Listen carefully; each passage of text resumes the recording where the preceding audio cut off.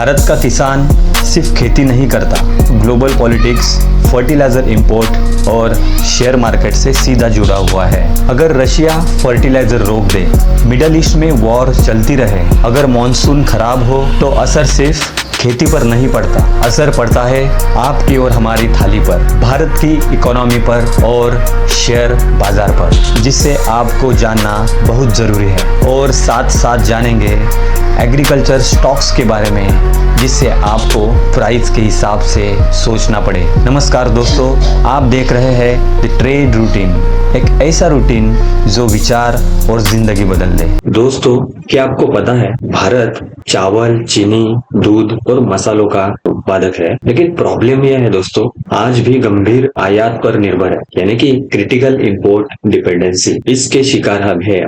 और यही dependency geopolitics की शुरुआत है।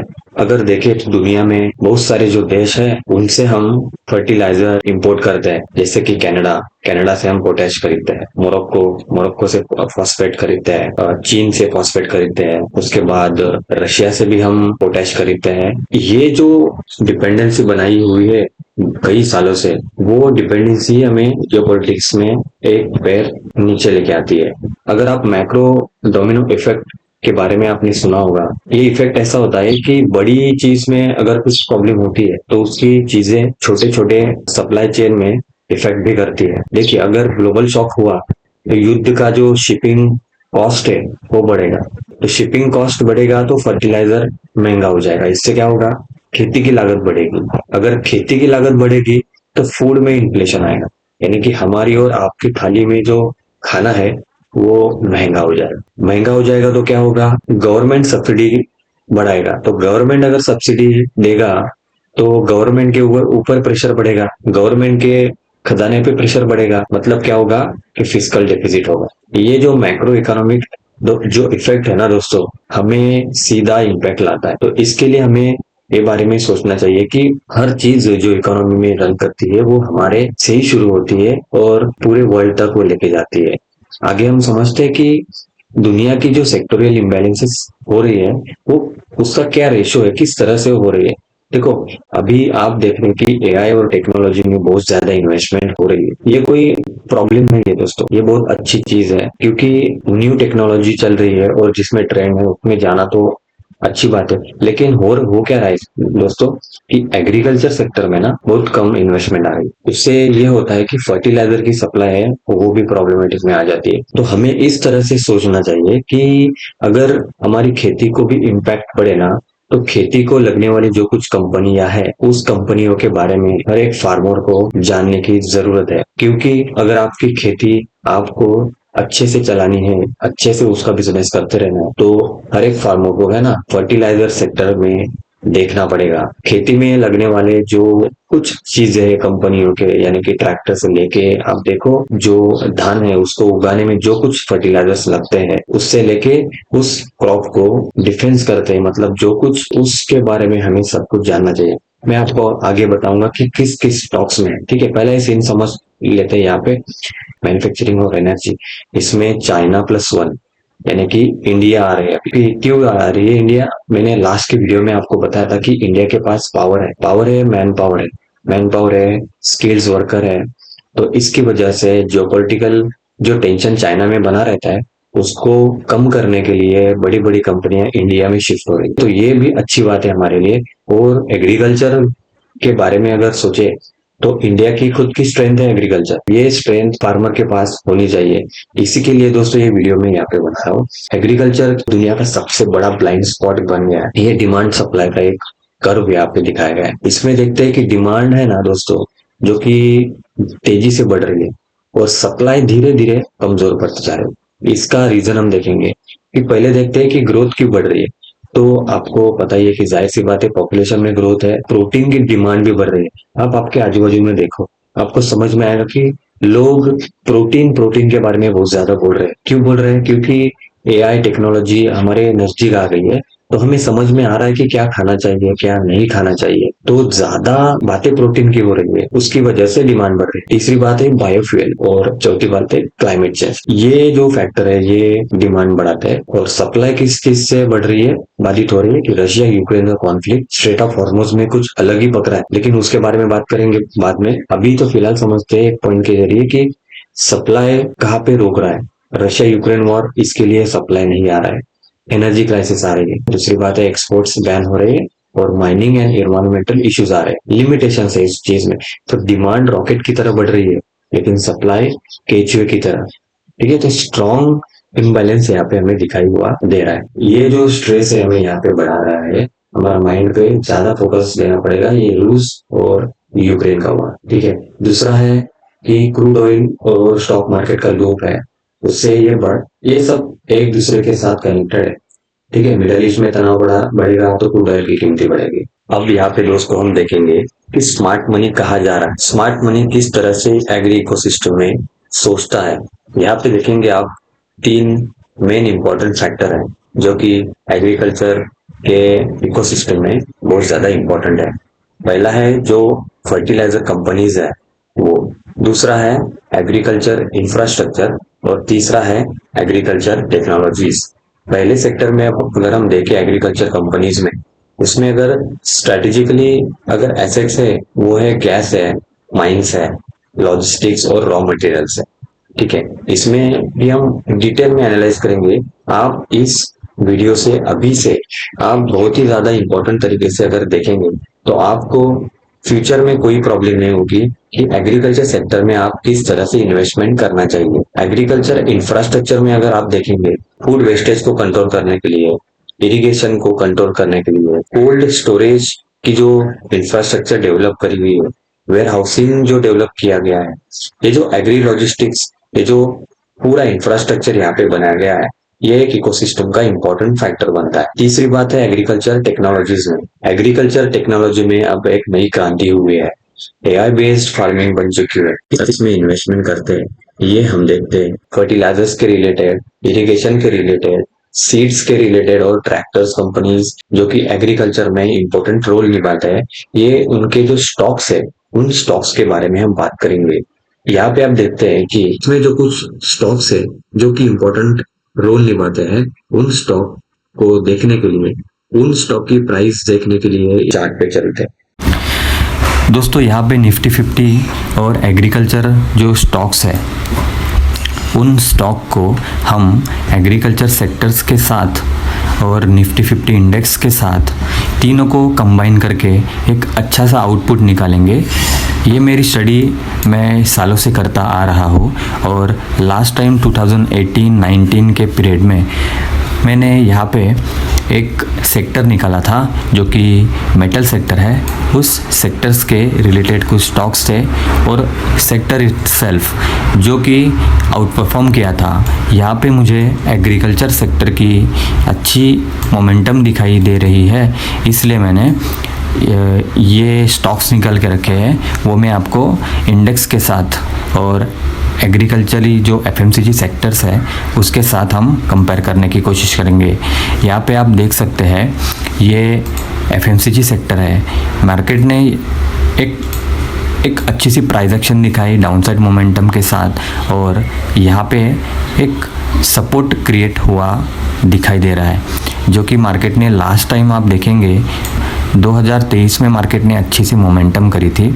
उसके साथ मार्केट ने सितंबर 24 में प्रॉफिट बुकिंग की और मार्केट नीचे आया। अभी यहाँ पे फिर से अपॉर्चुनिटी क्रिएट करी है मार्केट ने। मार्केट सीधा यहाँ से ऊपर निकल जाने की पॉसिबिलिटी हमें यहाँ पे दिख रही है। यहाँ पे एफएमसीजी सेक्टर मुझे बुलिश दिखाई दे रहा है। अब दूसरा सेक्टर देखेंगे जो कि कमोडिटी सेक्टर है। आपने यहाँ पे देखा है कि ये जो स्टॉप लॉस बना हुआ था ये ब्रेक हो रहा है। स्टॉप लॉस का मीनिंग यहाँ पे ऐसा लेंगे कि यहाँ पे प्रॉफिट बुकिंग हो गई, यहाँ से भी प्रॉफिट बुकिंग होने की चांसेस थे, लेकिन मार्केट ने एक अच्छा सा ब्रेकआउट दिया और ऊपर क्लोजिंग करी। यहाँ से जब मार्केट नीचे आएगा तब एक अच्छी एक अपॉर्चुनिटी यहाँ पे हमें दिखाई दे रही है।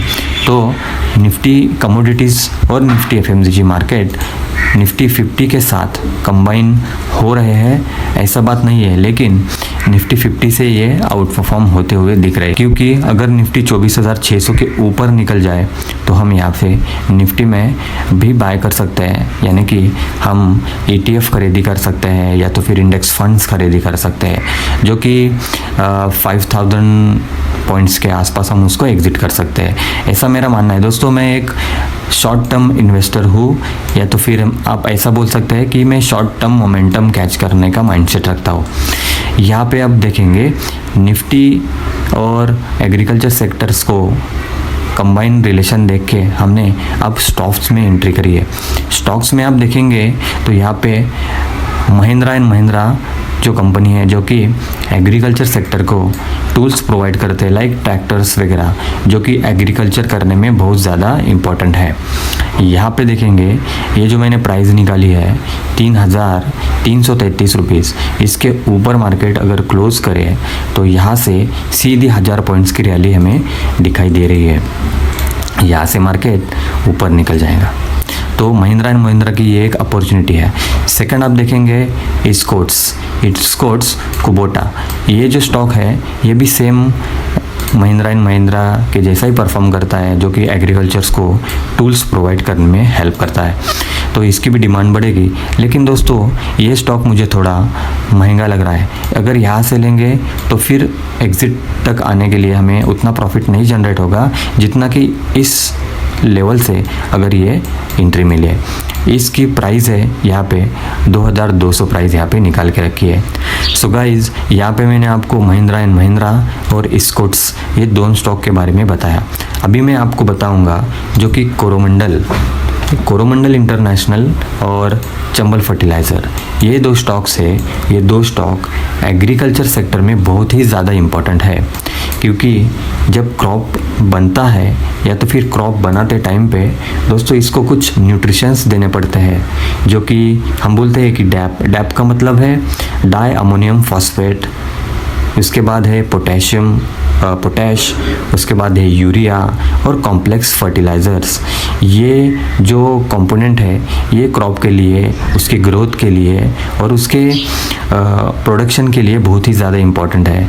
अगर ये उसे प्रोवाइड नहीं करे तो क्रॉप अनहेल्दी हो जाएगा। इसके लिए एग्रीकल्चर सेक्टर में ये जो कंपनियां हैं ये बहुत ही ज़्यादा कंट्रीब्यूट करती है, चंबल फर्टिलाइज़र भी और कोरोमंडल भी। यहाँ पे कोरोमंडल इंटरनेशनल की प्राइस मैंने 1690 निकाल के रखी है।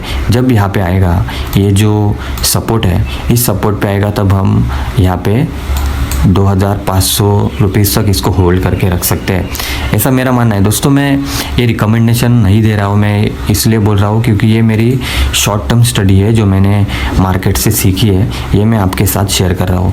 दूसरा स्टॉक है जो कि चंबल फर्टिलाइज़र मुझे ज़्यादा बुलिश दिखाई देता है।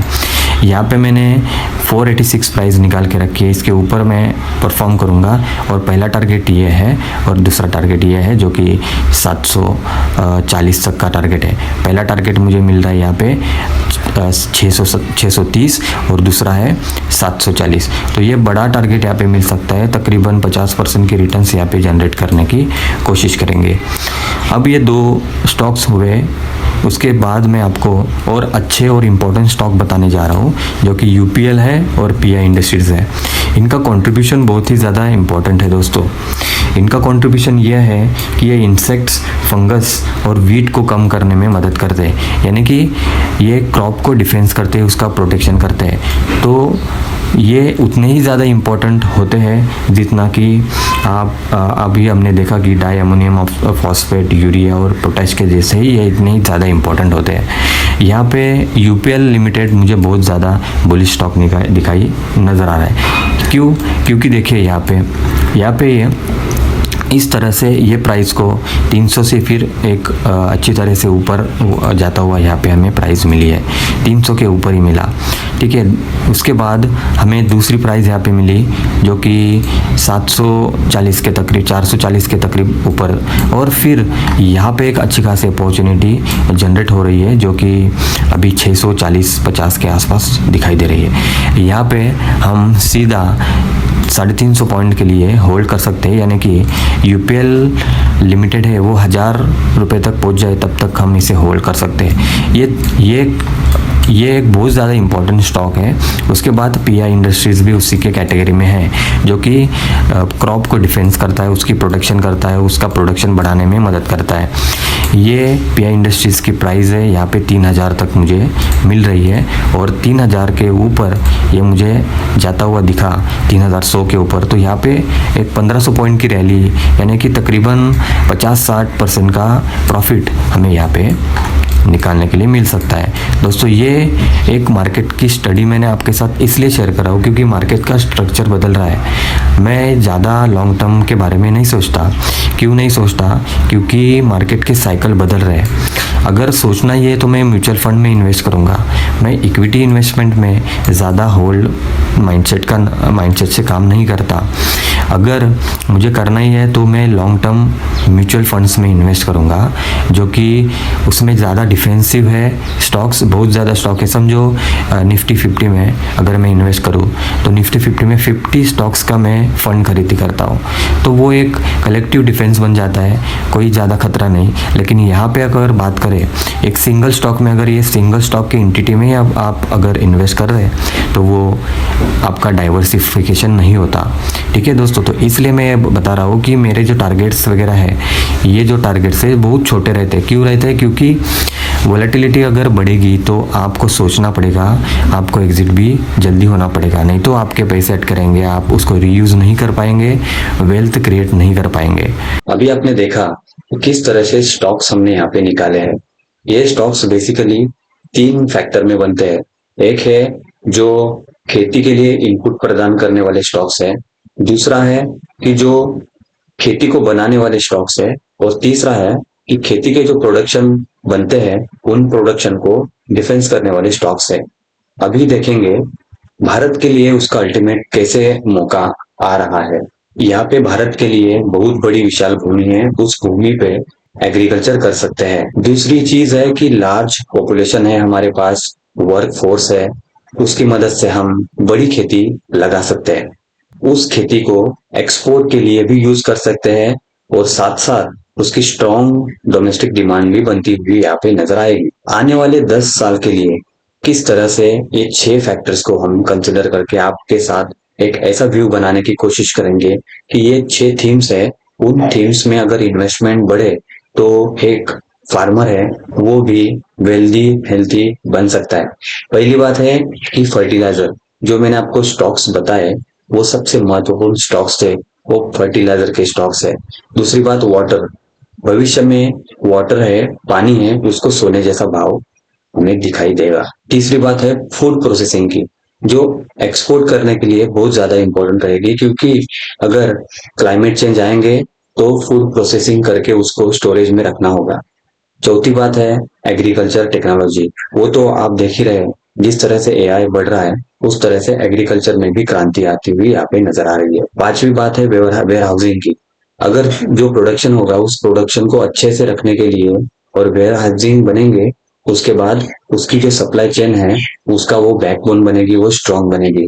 और सबसे इंपॉर्टेंट और छठी बात यहाँ पे है ऑर्गेनिक फूड, जो कि प्रीमियम डिमांड आ जाएगी इस चीज में, लोगों के पास पैसा आएगा और उस पैसों से लोग प्रीमियम फूड खरीदेंगे, जो कि ऑर्गेनिक फूड में कंसिडर होगा। ग्लोबल कमांड में हमें ऐसा नजर आ रहा है कि जो फूड सिक्योर नेशन है, इसमें फूड जो बनाते हैं एक तरफ और जो फूड कंज्यूम करते हैं वो एक तरफ। ऐसे अगर हम जिस कैटेगरी में आते हैं वो फूड सिक्योर नेशंस में आएंगे। अब यहाँ पे मैं आपको एक चीज बताना चाहूंगा, ये जो 5 फैक्टर है, इस 5 फैक्टर में भारत कहाँ पर है, भारत ने कैसी तैयारी करी है। अब यहाँ पे देखेंगे छोटे जो फार्मर्स है उनके फार्म छोटे होते हैं, तो उनको ग्रुप फार्मिंग, 1 डिस्ट्रिक्ट 1 प्रोडक्ट, जैसे रत्नागिरी का हापुस है, अल्फांसो है, जैसे कश्मीर का एप्पल्स है, जैसे राइस है, हनी है, टी है, कॉफी है, स्पाइसेस है, local product to international sales, जब उससे जॉब क्रिएट होगी, ये पहली बात है। दूसरी बात है कि जो वाटर क्राइसिस, उस पे भारत ने कैसी तैयारी करी है। भारत ने देखा है यहाँ पे मैंने अभी आपको बताया कि ड्रिप इरिगेशन करने के लिए जेन इरिगेशन जो स्टॉक्स है उसके प्राइस के बारे में बताया। उस टाइप कंपनियां काम कर रही है। यहाँ पे रेन वाटर हार्वेस्टिंग है, उसके बाद वेस्ट वाटर रिसाइकलिंग है, स्मार्ट एग्रीकल्चर है, जैसे जल जीवन मिशन है, पीएम कृषि सिंचन योजना है, अटल बहुजल योजना है। इजराइल और सिंगापुर से हम सीख सकते हैं क्योंकि उन्होंने ये स्टार्ट किया है। ये दूसरा फैक्टर है। और यहाँ पे तीसरा फैक्टर ये है कि इम्पोर्ट डिपेंडेंसी है ना, जो कि हम फर्टिलाइजर की रिस्क और जियोपॉलिटिकल से जुड़ा हुआ है, उस पे भारत किस तरह से देख रहा है। तो यहाँ पे एक फर्टिलाइजर प्लांट गोरखपुर में बनाया गया है। ऑर्गेनिक फार्मिंग पुश दिया जा रहा है जो कि बायो फर्टिलाइजर्स को नेचुरली फार्मिंग से प्रमोट करे। ठीक है। चौथी बात यह है कि क्लाइमेट चेंज को कैसे टैकल करेंगे। तो पर डॉग पर क्रॉप ऐसी एक कृषि सिंचन योजना है। इसके तहत फार्मर अपने खेत में वो काम कर सकता है। क्लाइमेट रेजिस्टेंस सीड्स बनाए गए, जो बीज है वो क्लाइमेट रेजिस्टेंस बनाए गए, जिससे कि क्लाइमेट भी चेंज हुए तो ज्यादा नुकसान ना हो जाए। और दूसरी बात है कि मिलेट को प्रमोट कर रहे हैं, जैसे बाजरा है, रागी है, ज्वार है, इन क्रॉप को प्रमोट कर दिया जा रहा है। क्रॉप का पैटर्न चेंज करने की सलाह दी जा रही है। यहाँ पे सॉइल हेल्थ कार्ड की स्कीम बनाई गई है, क्रॉप इंश्योरेंस बनाया गया है। दोस्तों वाटर कंजर्वेशन, स्मार्ट फार्मिंग, ये सब इसमें आ रहे हैं। और एक बात है इसमें, पीएम फसल बीमा योजना, ये भी इसमें ऐड बनाई गई है, जो कि क्लाइमेट चेंज के तहत तो उसको इंश्योरेंस देगी। पांचवी और लास्ट बात इसमें यह है, क्योंकि इंफ्रास्ट्रक्चर डेवलप हो रहा है, कॉन्क्रीट रीजन है कि उसे सप्लाई चेन और लॉजिस्टिक फास्ट। जियो पॉलिटिक्स का स्ट्रेटेजिक शिफ्ट, अब खाद्य सुरक्षा इज इक्वल टू राष्ट्रीय सुरक्षा की ओर बढ़ता हुआ नजर आ रहा। अब नजरिया बदलना है। खेती सिर्फ एक बेसिक सेक्टर नहीं है दोस्तों, बल्कि नेशनल सिक्योरिटी का एक मुख्य आधार है। जो देश अपनी खाद्य सुरक्षा पर नियंत्रण रखेगा वो ग्लोबल पावर बनेगा।